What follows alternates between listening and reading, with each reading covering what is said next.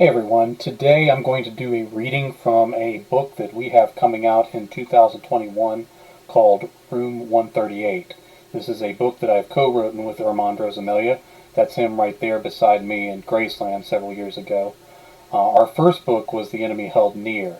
We wrote that together, and it's a ghost story where the haunting in the house sort of mirrors the struggles of the family themselves. This is us at one of the Scares That Cares conventions. One of us needs a haircut, and I took care of that later. Yard Full of Bones was our second novel, and it's kind of cosmic horror meets sort of a noir detective story. Armand was really excited to see me after my transplant. There I had a little bit of a better haircut. So our third book was The Hidden Truth. It's about two tabloid reporters who, in order to save their job, create an app where people can tell on each other, and then violence ensues following that. So Armand and I have worked together on a number of stories. The fourth book we're going to have out is Room 138. It's going to come out with Madness Heart Press, and again, 2021 will be when that occurs. I'm actually in the process of editing that novel right now. I'm up to about chapter 15 because I'm sort of taking my time with it. We've edited through it several times, but the publisher wants us to go through one more time, which is a good idea because you always find different things that need to be changed. So hopefully I'm perfecting that novel as I go through that final edit for the both of us. The reading we're going to do is going to take us a little bit into chapter 3. They're not long chapters, but this will kind of give you a taste of the story, and you'll get an opportunity to see what it is that we created, and maybe you'll be interested in buying it when it comes out later next year. So we'll jump over to look at what we wrote here. Again, Room 138 by Armand Rosamilia and Jay Wilburn. Chapter 1, June 6th, 1987, Louisville, Kentucky. The woman looked directly at Hank before fleeing Room 138. That was new. In 122 ports that he could recall, no one had ever so much as felt Hank as they brushed against his invisible prone body in the corner. Invisible to all except this woman. It took him a moment to compose himself, so shocked at her reaction to seeing him, surprise, fear, and then panic. She'd run from the room, and Hank had charged after her, catching a glimpse of her flowing red hair as she burst from the side exit into the night. His satchel slapped against his thigh as he tried to keep up, but she was fast, perhaps driven by fear. She was across the parking lot around the corner of the strip mall before Hank's boots had hit the pavement of the parking lot. Hank wondered if going after her or back to the room was more important. He'd need to begin his search for the first clue. It was usually in the room. Another minute passed, but the redhead didn't show herself.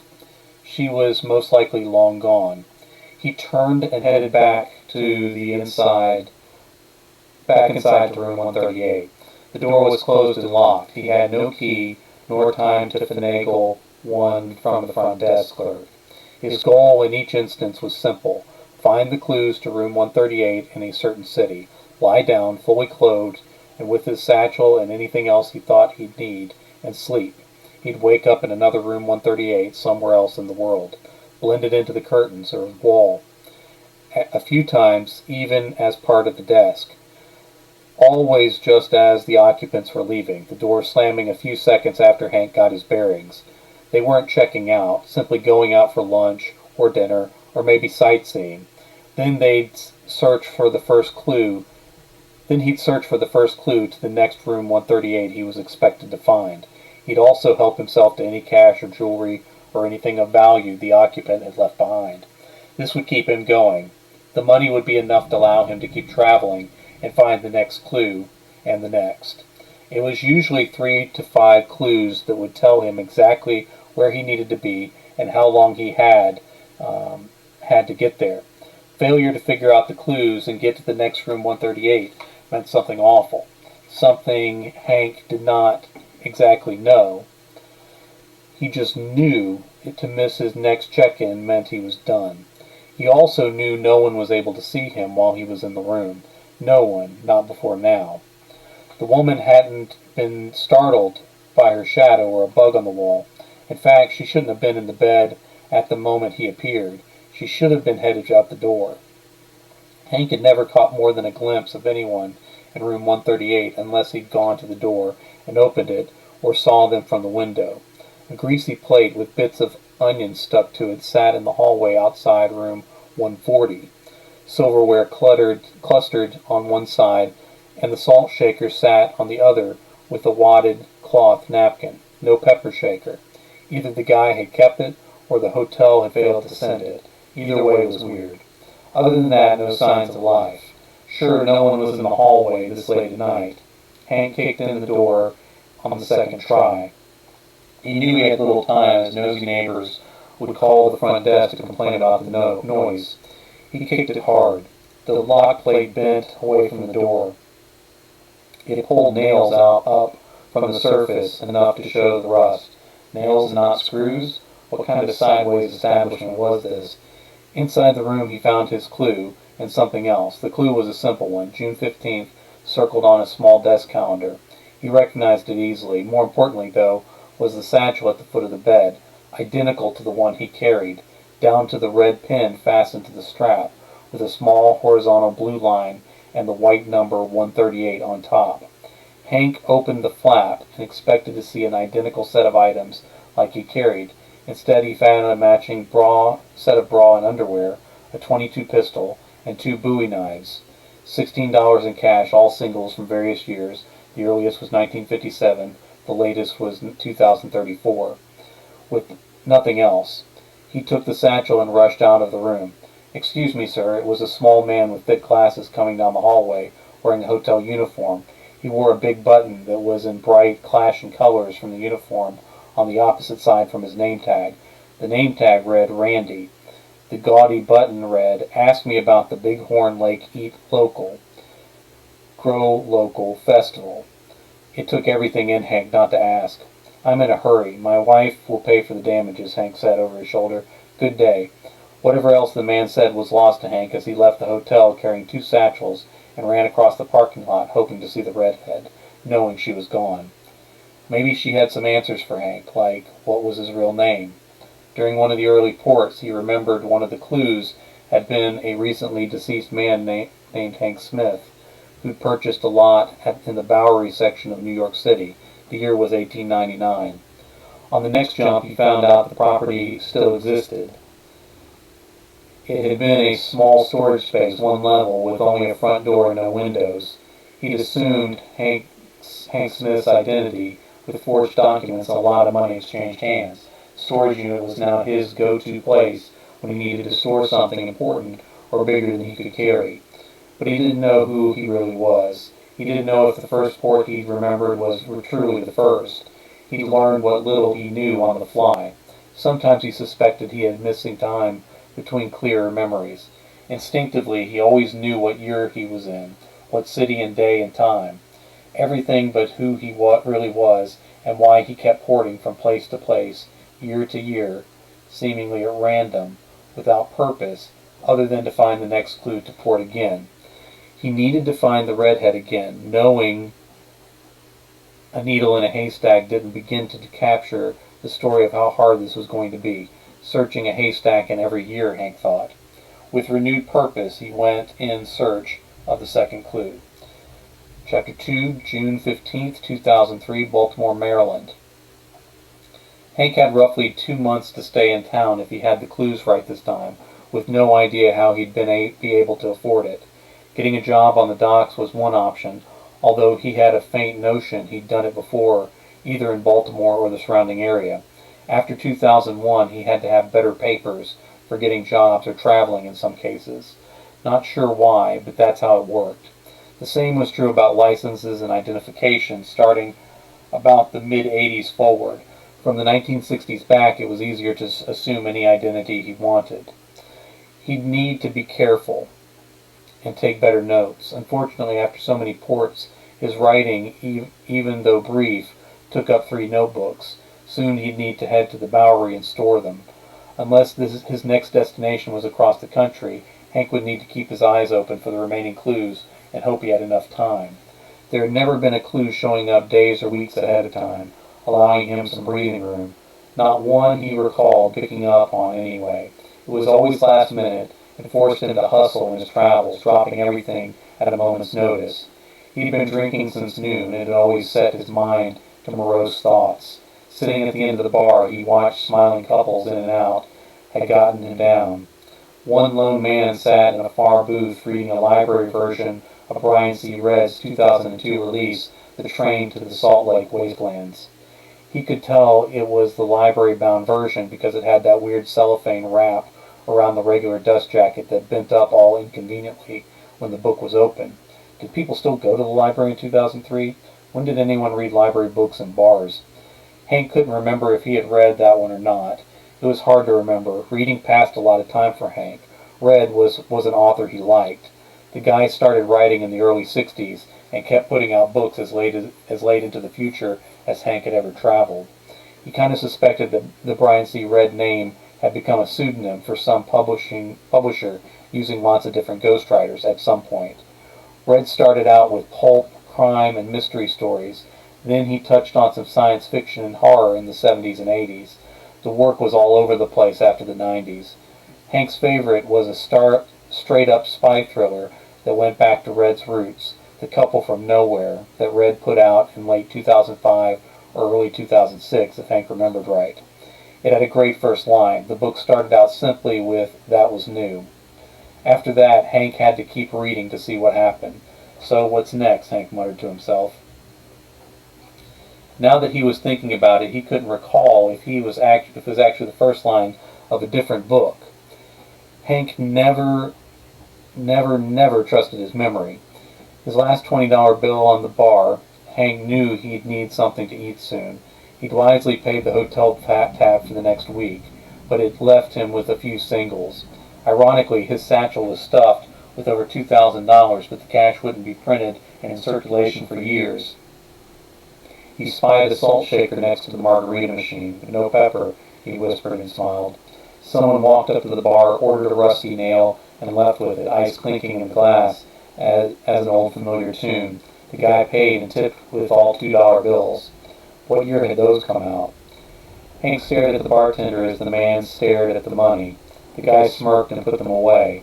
Maybe a curiosity, but perfectly fine for 2003.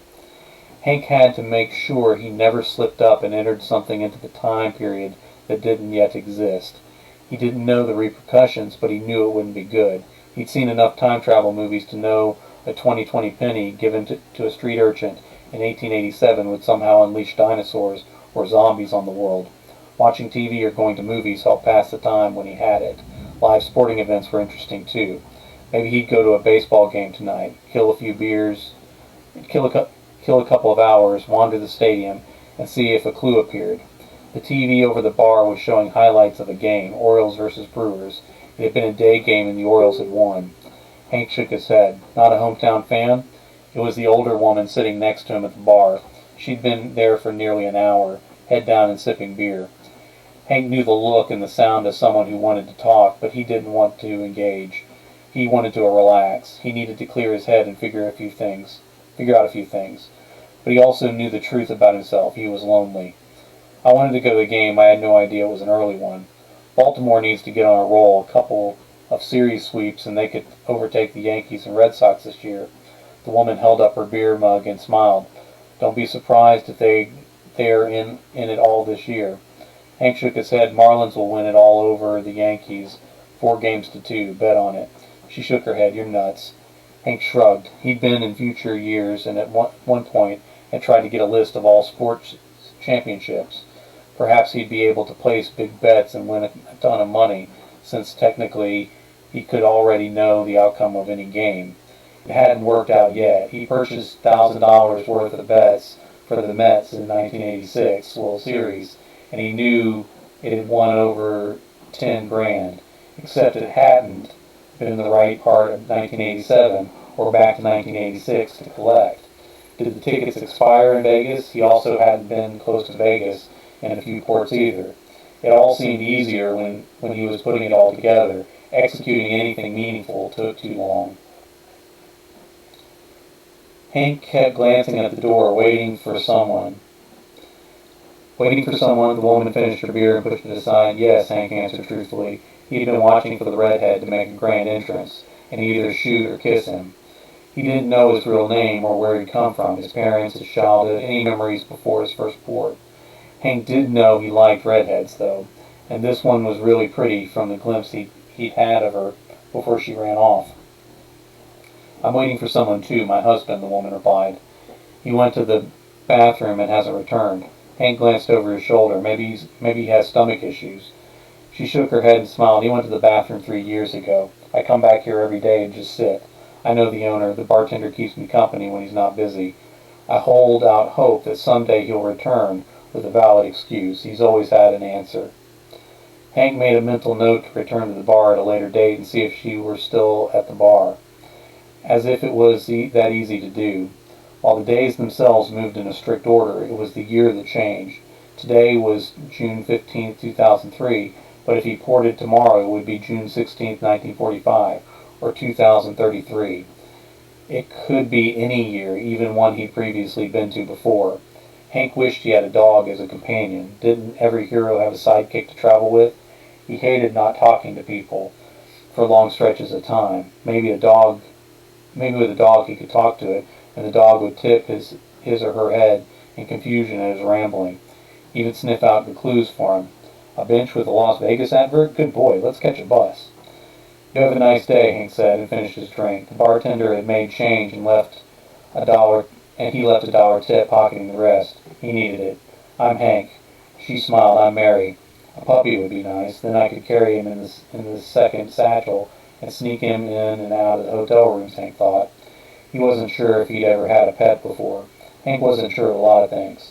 He'd binge-watched time travel Netflix movies one weekend, hoping to find a clue or some ideas. They never show you the mundane days, the lonely days, the times you wonder whether this is worth it or not, he thought. There had to be a kennel nearby. There usually was in a big city. A local would know. He'd watch for someone walking a dog or someone nice. Someone he could have a conversation with. Now he wished he'd stayed in the bar and talked to the woman waiting for her husband, even if she seemed way off. Thinking back, she'd looked familiar, not stunningly so, but like maybe he might have known her younger.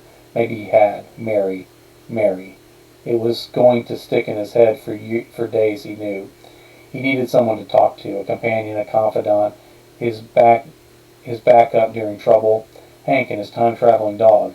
Maybe a new feel-good story by the likes of Brian C. Red. He walked down the street carrying 2 satchels with 2 matching buttons, doing more thinking than paying attention for clues he needed in order to survive. Chapter 3, we'll go a little bit into this one. Chapter 3, July 4th, 1977, Myrtle Beach, South Carolina. Oh, for the love of, Hank thought, or at least he hoped. Maybe I'm wrong. The hotel room wasn't even finished. There was a bed frame but no mattress. The walls were unpainted, with white splotches for the drywall studs still showing. The work was shoddy, with nail heads oxidizing where they hadn't been covered properly. There were no mirrors, no shower curtain, no drapes over the windows. Morning sunlight blazed in over the ocean at an angle in this room 138. The half-empty bottle of cleaner and the bucket of plumber's putty were on the floor next to the tile shower. Hank could still smell the chemicals from whoever had been working in here before he arrived. On the back of the bottle, someone had circled in thick black marker the words, "Let's stand for 3 hours before removing." That sucked. That sucked bad. If this was the clue, then the next port better be within Myrtle Beach, or he might be screwed. He wanted to believe this was a coincidence and another clue waiting outside, but part of him just knew it was too inconvenient not to be true. Still, he rolled the plumber's putty over to look for another time limit. He wasn't sure what he expected to find. Oh, just kidding, Hank, old buddy. Let this putty sit for 2 weeks and then off to Vegas for the plumbers convention. The address of the company that made the putty was Toledo, Ohio. The company was Red Savannah Seal. It had a lion on an African grassland under the name. If Toledo or Savannah or Africa were where he needed to go in 3 hours, it was game over. The cleaner's flavor was ocean breeze. He took up both satchels and walked through a plastic sheet into the unfinished hallway of the hotel. He didn't bother to try the elevator, so he took the stairs. It was muggy without air conditioning, and he could smell the salt on the ocean air. Through the dusty lobby, some guy in a suit pointed at him. "Who are you?" "Sorry, I thought this was my hotel. All these places look the same." "Hey, get out of here." "Will do." The guy started to follow. "Hey, come back here." "Make up your mind, chump. I got less than 3 hours before I have to remove myself." Hank hit the sidewalk and kept going under the scaffolding, where 2 workers installed a sign a couple stories up for the Dayton house. He continued along the oceanside sidewalk of the boulevard. His eyes darted back and forth, searching for the words Toledo, or Ocean Breeze, or Lion, or Red, or anything. If his time was really ticking down from 3 hours this time, he'd have to find the clue quick. He stopped out in front of a small pancake house, Mama's Old Country Griddle. No help there. The pitched roof and the interior in orange, brown, and cream screamed 1970s to him. Each decade was like its own planet sometimes. Other times it was tough to tell the difference between the early 90s, the mid-80s, or the early 2000s. The pancakes were screaming at his empty belly, but he was closing in on 2.5 hours before the deadline. He left the pancake house and left Oceanfront Boulevard. He turned on 9th and turned again. A micro amusement park lay quiet to his left in the morning light. A few workers in white suits gathered trash from the night before. A giant clown spreading a toothless smile on the tip-o-whirl, and a cardboard Colonel Sanders-looking dude leaned back with his hand out under a speech bubble which informed, "I do declare, little rebels must be at least this tall to ride Rebel Yell Plantation Splash." Hank thought he should have stayed on Ocean. He felt sure the next clue was about Ocean something. Usually, he had days or weeks to sort this stuff out. A movie theater called Reveille rose in front of him. He checked out the movie posters behind the glass under the shade of the marquee. There were nothing. Just business notices. There were none. Just business notices. The Fulton Iron Works was closing. The fuzzy flyers about fireworks on the beach that evening. I'm 1 year off from the bicentennial, he thought. He had been in Atlantic City for July 4th in 1926, the sesquicentennial.